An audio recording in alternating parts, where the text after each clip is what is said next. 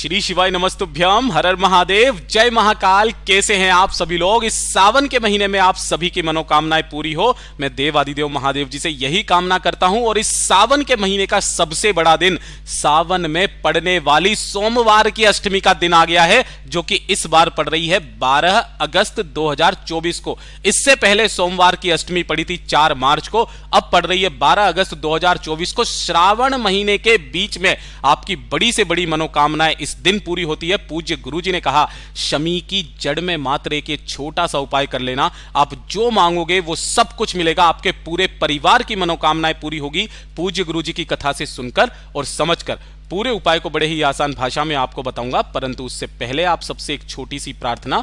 जो लोग पहली बार आए हैं, चैनल को सब्सक्राइब जरूर कीजिएगा, वीडियो को लाइक करके देव आदिदेव महादेव का कोई सा भी प्यारा नाम कमेंट बॉक्स में लिखना मत भूलिएगा।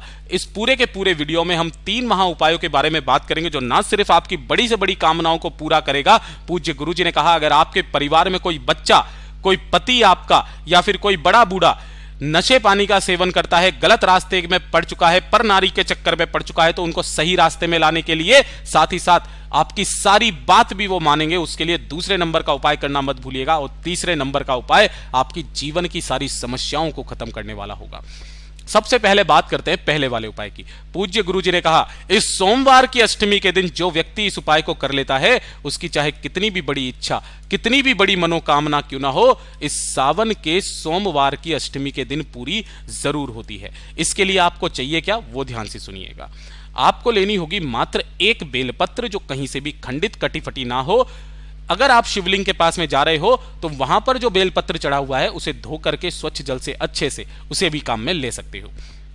इसी के साथ में आपको चाहिए होगा थोड़ा सा लाल चंदन।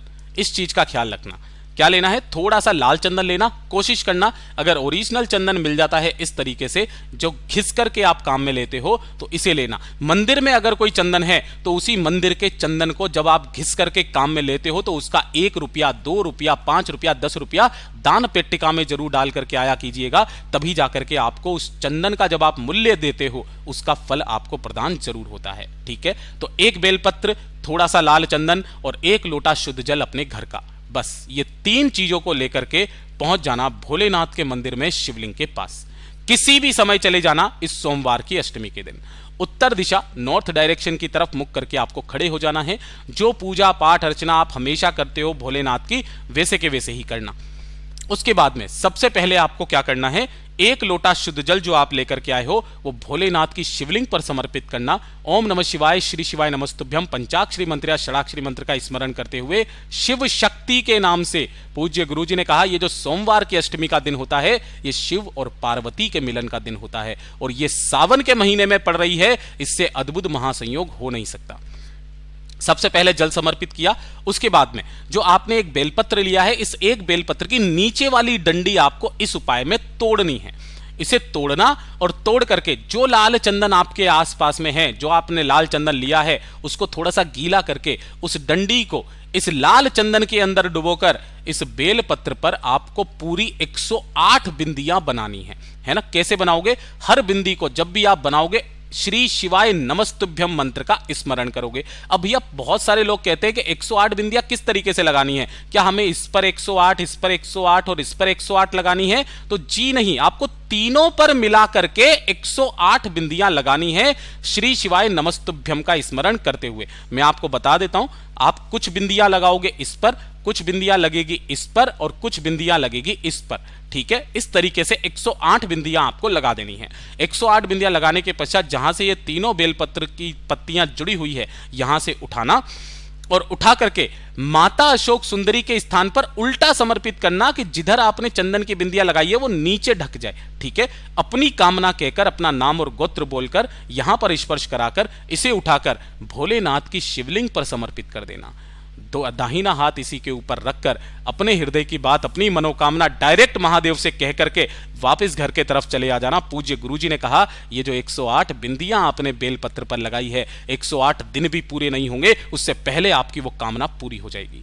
पूज्य गुरुजी का बहुत अद्भुत और अचूक उपाय है, जरूर कीजिएगा। बात करते हैं दूसरे वाले उपाय की, और ये जो दूसरा वाला उपाय है, ये मेरी उन सभी माताओं बहनों के लिए है कि अगर आपके परिवार में कोई बच्चा, आपका बेटा या बेटी, आपका पति या आपके पिता, कोई भी बुरी लत पड़ चुकी है। बुरी लत का मतलब है शराब, सिगरेट, तंबाकू, नशे पानी का सेवन वो करने लगे हैं, किसी परनारी के चक्कर में पड़ चुके हैं, पथभ्रष्ट हो चुके हैं। पूज्य गुरुजी ने कहा घर में अगर वो व्यक्ति क्लेश करता है तो एक छोटा सा उपाय उस व्यक्ति को पूरा सही रास्ते पर लेकर के आ जाता है। साथ ही साथ आप जो कहते हो आपकी वो बात भी मानता है। एक छोटा सा काम आपको अपने ही घर पर करना है। आपको लेना होगा मात्र एक शमी का पत्ता, छोटा सा, यहां से तोड़ोगे, ये जो पूरा गोले में बनाया ये एक शमी का पत्ता है। इसी के साथ में आपको लेना होगा एक बेलपत्र जो कहीं से भी खंडित कटा फिटा ना हो, इस चीज का ख्याल रखना, ठीक है। कोमल सा बेलपत्र लेना और एक लोटा शुद्ध जल अपने घर का। इसके अलावा जो पूजा की थाली होती है, जैसे आप पूजन करते हो ना शिवलिंग का, उस तरीके से पूजा की थाली आपको ले लेनी है। और आपके घर में अगर कोई शमी का पौधा लगा हुआ है, इस वाले उपाय को आपको शमी के पौधे के नीचे ही करना है। घर में है तो घर में कर दो, बाहर है कहीं तो बाहर जाकर के कर दो। इस सोमवार की अष्टमी के दिन आपको करना ही करना है। सबसे पहले एक दीपक आपको यहां पर गाय के घी का गोल बाती का लगा देना है। थोड़ा सा दूर लगाना ताकि इसकी लो से इसकी पत्तियां जले ना, वरना आपको दोष लगता है। इस तरीके से आपको क्या करना है, यहां पर एक दीपक लगा देना है।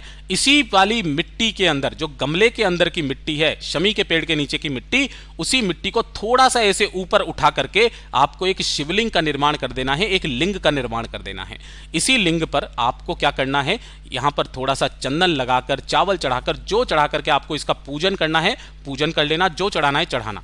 उसके बाद में आपको एक बेलपत्र यहां पर अपने पति का या अपने बच्चे का, उस व्यक्ति का नाम और गोत्र बोल करके समर्पित करना और एक शमी का पत्ता यहां पर समर्पित करना। उसके बाद में अपनी कामना कहकर एक लोटा शुद्ध जल भोलेनाथ की शिवलिंग के ऊपर ही आपको समर्पित कर देना है। श्री शिवाय नमस्तुभ्यम मंत्र का स्मरण करते हुए, किनके नाम से, श्रम्भेश्वर महादेव के नाम से, श्रम्भेश्वर महादेव के नाम से समर्पित करना। समर्पित कर देने के पश्चात जो एक बेलपत्र आपने समर्पित किया है, इस एक बेलपत्र को यहां से उठा लेना और जो भी आपके घर का व्यक्ति है जो गलत रास्ते पर जा चुका है, पर नारी के चक्कर में पड़ चुका है, उस व्यक्ति को कैसे भी करके इस बेलपत्र को खिला देना। ज्यादा से ज्यादा 3 दिन वो व्यक्ति सही रास्ते पर आने लगेगा, अपने सारे गलत काम छोड़ देगा। पूज्य गुरु जी का बहुत अद्भुत और अचूक उपाय है, जरूर कीजिएगा। अब बात करते हैं तीसरे वाले उपाय की, और ये तीसरा वाला जो उपाय है, पूज्य गुरुजी ने कहा जीवन में अगर आप कोई ऐसी गुत्थी में फंसे हुए हो जो सुलझने का नाम नहीं ले रही है ना, कोई ऐसी परेशानी है, कोई ऐसी विपदा है, कोई ऐसा संकट है जिससे बाहर आप निकल नहीं पा रहे हो, आप उसमें फंसते ही चले जा रहे हो, कोई कामना पूरी नहीं हो रही, कोई कार्य पूरा नहीं हो रहा, अटक रहा है, एक छोटा सा उपाय इस सावन के सोमवार की अष्टमी के दिन करना मत भूलिएगा। देखिए, आपको लेना होगा इस तरीके से सफेद फूल, कितने, 5 सफेद फूल लेना। भूल करके भी केतकी का फूल मत ले लेना, जो भी सफेद फूल ही होता है, गलती से भी चढ़ाया तो 1000 गौ हत्या का पाप लगता है। इसके अलावा जो सफेद फूल मिल जाए ऐसे 5 सफेद फूल लेना। एक चुटकी लेने होंगे आपको काले तिल, ठीक है, एक चुटकी काले तिल लेना। एक लेना होगा आपको यज्ञोपवीत, जिसे जनेऊ कहा जाता है, ठीक है ना, एक जनेऊ लेना। और साथ ही साथ आपको तैयार करना होगा पंचामृत। पंचामृत कैसे तैयार किया जाता है, थोड़ा सा आपको दही लेना है, थोड़ा सा आपको दूध लेना है, थोड़ा सा आपको घी लेना है। ध्यान रखना ये तीनों चीजें गाय के दूध की ही होनी चाहिए। इसी के साथ में थोड़ी सी आपको मिश्री लेनी है और थोड़ा सा लेना है शहद। जब आप इन 5 चीजों को मिलाओगे तो पंचामृत बन करके तैयार होता है। साथ ही साथ एक लोटा शुद्ध जल अपने घर का और एक दीपक, जो भी दीपक आप तैयार करोगे वो गाय के घी का गोलबाती का होना चाहिए। किसी भी बेलपत्र पेड़ के नीचे पहुंच जाना। अगर आपके घर में कोई बेलपत्र का पेड़ है, उसके नीचे पौधा है, उसके नीचे गमले में लगा हुआ है, उसके नीचे कर लेना। उस बेल पेड़ के नीचे की जो भी मिट्टी है उसका आपको एक पार्थिव शिवलिंग का निर्माण करना है। चाहे आप जलाधारी बनाओ या मत बनाओ, केवल इस लिंग की आकृति को ऐसे अपने ही हाथों से उसे उठा लेना, इस तरीके से।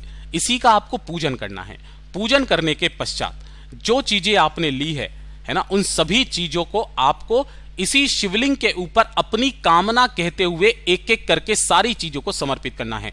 5 सफेद फूलों से महादेव की शिवलिंग का श्रृंगार करना है। लेकिन सबसे पहले, जैसे ही आपकी ये शिवलिंग पूरी बनकर के तैयार हो जाए, सबसे पहले आपको पंचामृत से इसका स्नान करवाना है। पंचामृत से स्नान कराने के पश्चात आपको 5 फूलों से, जो सफेद फूल लिए हैं, माता रानी के हस्तकमल पर समर्पित करना। एक चुटकी काले तिल आपको उस समस्या से बाहर निकालने की कामना करके, और जो आपने एक बेलपत्र लिया है उसे भी भगवान शिव की शिवलिंग पर समर्पित कर देना।